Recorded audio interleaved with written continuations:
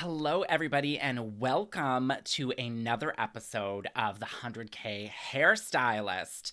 Oh my goodness, we've got a treat for you. Let me ask you this. Have you ever wanted to be able to manage, make, and save more money and become financially free as a hairstylist? Well, if you're ready to manage and make more money, this video is definitely for you. I believe wholeheartedly that financial freedom and saving money for the future should be every hairstylist's goal, and not just hairstylists. It should be anybody in any industry. Your goal should really be about financial freedom and saving money for your future and your retirement. And I think that's a lot of people's goals. But surprisingly, though, this is not the normal for most hairstylists. Let's put it into perspective for a minute, shall we? Imagine it's the last paycheck of the month, right? You open the pantry and you realize you are in need of groceries, right? So you're like, oh gosh, I have to take a grocery visit. And you open your bank account app on your phone and you realize there is only $60 left in your account. Your next paycheck doesn't show up for another week, and you start to realize, oh shoot, I need gas, that Amazon Prime bill is going to be done, and your mind is racing a million miles an hour. How many of you have experienced that? Let me know in the comments. And it happens to the very best of us. And you think to yourself, where did all the money go? And how did it go so dang fast? And this situation really describes, if you've ever heard this phrase before, too much month at the end of the money. And it really is quite fitting. It kind of fits perfectly, doesn't it? And, is this how you live some months? If so, do you want help breaking the cycle so you can actually start managing, saving, and making more money? Or maybe you live in a place where everything is paid, but you feel deprived. You've got nothing left at the end of the month, and you want to learn how to better manage your money so that you can save even more money. Okay, so you don't have to feel deprived. And you don't have to feel like there's too much month at the end of the money. In this video, I am going to share with you how to manage and make more money as a hairstylist. I've always worked to manage and organize my business, and I learned how to make more money as a result as a hairstylist, and I have got some perfect plans and processes for you. So without further ado, let's go ahead and jump right on in to what all of those are. So number one, I get totally that pay is fluctuating, okay? The first thing that happens when you start to talk about money when it comes to hairstylists is, I'm getting some thumbs up right now in the comments, and I know that this is common for many of you, and that's why I'm doing this video. It's a very common question that I get asked all the time. And I get that the first response is, oh, well, I never know how much I'm going to get paid because it's fluctuating. Oftentimes, we are paid on a commission basis, right? So some months are better than other months. Some weeks are better than other weeks. And the reality of it is that this is something that we have to be mindful of when it comes to saving our money, okay? And you really need to start to get to know what that cycle is. All right, and here's what I mean by that, okay? We know that there's an ebb and flow, right? And I've been doing this now for about 20 years. 20 years. Yeah, I've been doing this for about 20 years. I had to say that again. I'm like, oh my God, girl. And I start to understand the cycle. I know exactly when it's going to be slow in the salon, and I know exactly when it's going to be super busy in the salon. And typically, for instance, right now in February, this is a particularly slow period of time for hairdressers in the salon. And you have to start to get to know that ebb and flow of when it's going to be busy and when it's not going to be busy in the salon. And once you understand that cycle, you can really start to kind of assess, okay, I know it's going to be slow in February, so I have to gear up in December to make up some of that deficit that's going to happen in February. Okay, does that make sense? Now, also, you want to really get a good perspective of everybody has to file for taxes. Okay, so we all know how much we're bringing in annually. All right, so what you'll do is you'll take that and you'll divide it and average it out so that you know what your average paycheck should be. Okay, that's something to kind of understand as well. And then the second thing is know where your money is going, okay?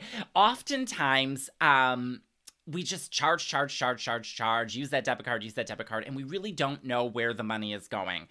What you'll have to start doing is start tracking all of your expenses, okay? What's going out, and a great place to do this are money management apps, okay? Mint is an example of that. Sometimes they do it for you automatically. You just put all of your credit card information into these apps, and it's crazy. They just tally everything up, and they will even segment it into like graphs, and they'll show you this amount of money is going to this, and this amount of money is going to that. It's really very cool. Just Google money management app or look it up on your either Apple Play or Google Play Store, and you will find a plethora of them. I like Mint. I think it's wonderful. They're not sponsoring this. Mint, if you're watching this, get on it. But anyway, now, once you are tracking how much money you have coming in, you're going to want to start to assess things. Okay, I know where my money is going out. And now what you'll want to do is you'll want to say, okay, I've got it all documented.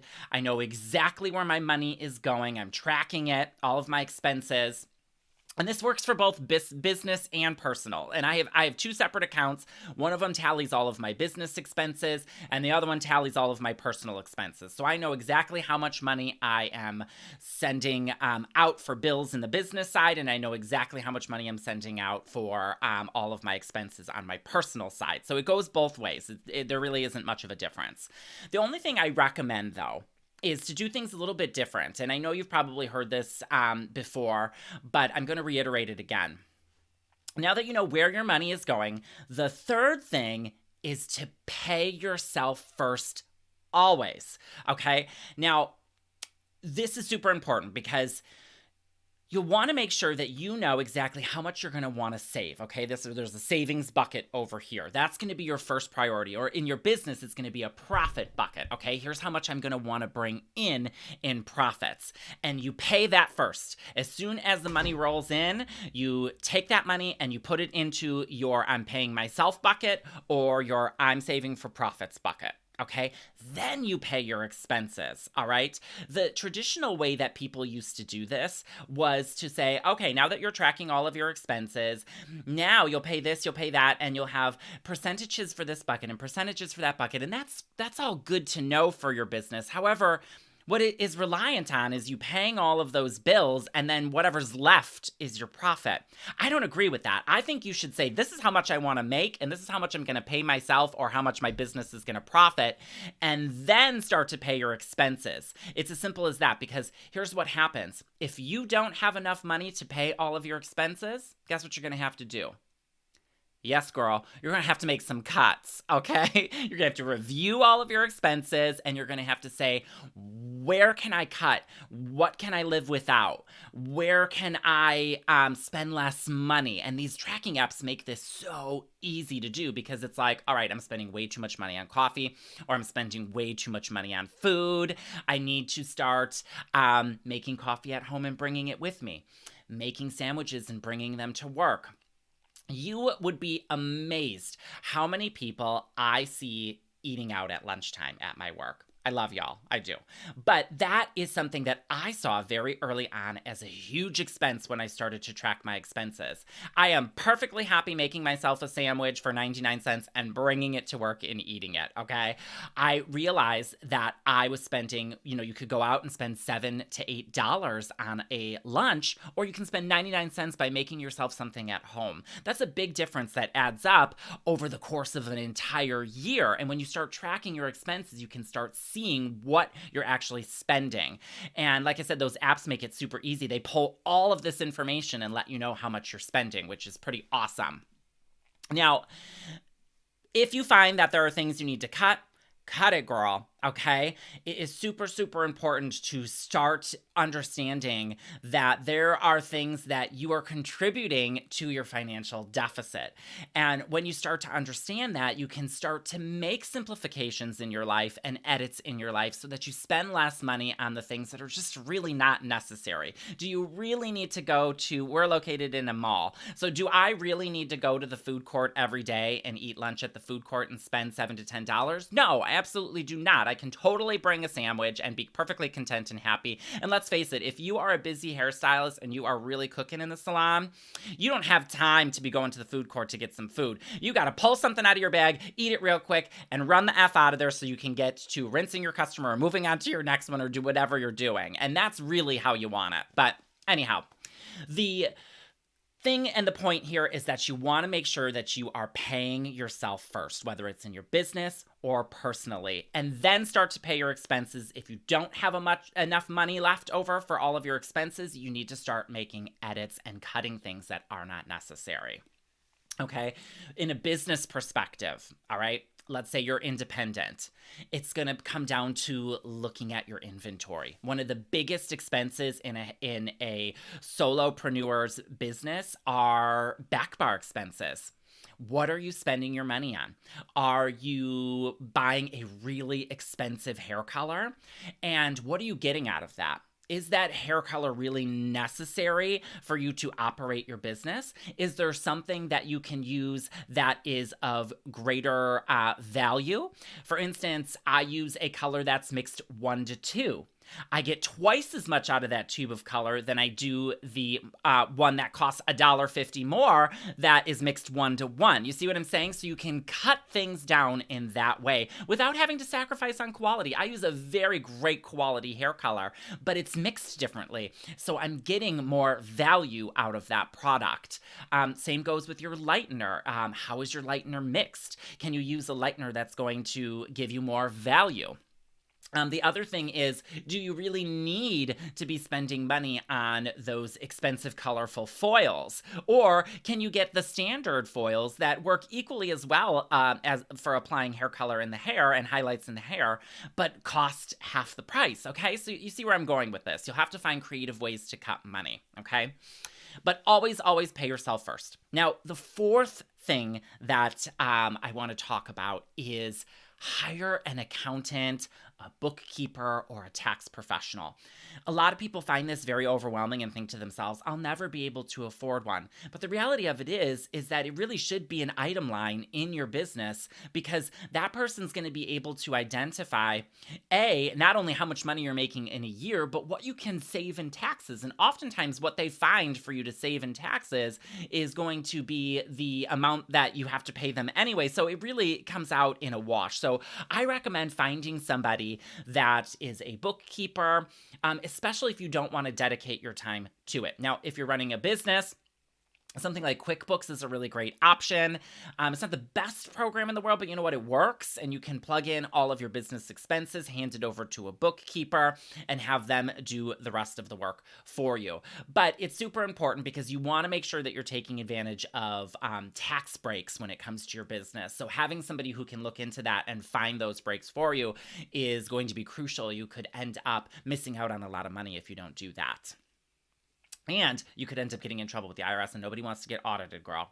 Don't do it. Anyway, so the next thing is, number 5, is you're going to want to save and invest, okay?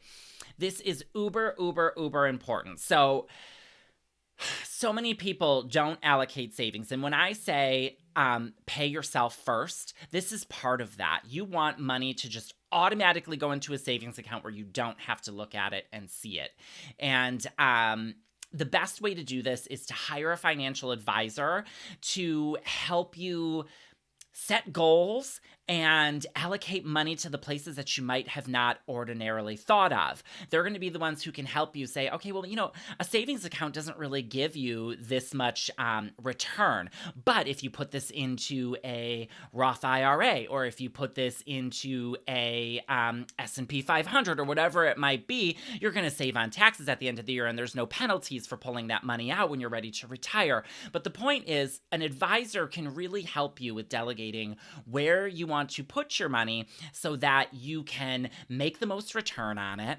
And instead of it just sitting in a bank account collecting like a penny every so often, you can keep your penny, girl. I'm hiring an investor and I'm putting into things that are going to bring me a return on my investment. And you should do the same thing. So when you're allocating your pay yourself method and you're allocating that first, a portion of that should be dedicated just to going right into savings, and you should start saving that way. You can always cut in expenses and you can always cut in other areas to balance things out. Now, I know that this isn't always feasible for everybody. Sometimes we are in a position where we just don't make enough money for this to happen. And if this is the case, it leads me to our sixth step, which is to find ways to increase your income. Okay, bottom line, you've got to find ways to make more money, girl. Okay, and we've talked about side hustles on this show and how I'm a huge fan of them. I love a good side hustle because it just gives you that little bit of extra cash injection that you might need to be able to save more money and to plan for your retirement, okay? So find ways to increase your income. I have a wonderful course all about things that will teach you systems to make more money behind the chair. And I'm actually offering a free training called Why It's So Slow in the Salon and How You Can Fix It. Where you're going to learn how to see less customers and make more money. It has been proven in my top 200 salon and has gotten results for countless students who have taken it. It is available absolutely free. You can find it in the link below, or if you are on Instagram, you can see it at the link in my bio. I recommend going and taking that free course. It's going to teach you ways that you can make more money behind the chair and see less customers so that you can have that extra cash to boost your income. Okay, so check that out as well. But yes, I want to thank you guys so much for taking the time to hang with me today. And be sure to hit that like button and subscribe if you found this helpful and you want the algorithms to send it to other people just like you. All right, guys, make sure you get that free training because it's only available for a short period of time. And I hope you found this helpful. I will catch you guys on the next one.